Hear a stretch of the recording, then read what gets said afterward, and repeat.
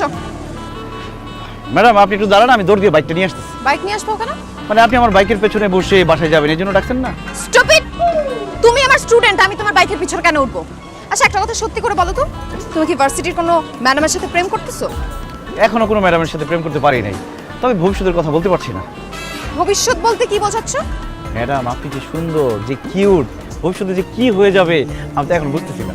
থাপড়ায় তোমার গালের সবগুলা দাঁত ফালা দিব। কার সাথে তুমি কি বলতেছো? হ্যাঁ, আমি তোমার ম্যাডাম, তুমি আমার সাথে এইভাবে কিভাবে কথা বলতেছো?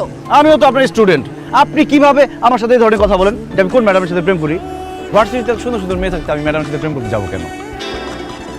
আমার মনে হয় তুমি ভার্সিটির কোনো ম্যাডামের সাথে প্রেম করো, যাকে দেখার জন্য প্রতি বছর তুমি ইচ্ছা করে ফেল করে করে এই ভার্সিটিতে রয়ে যাচ্ছ।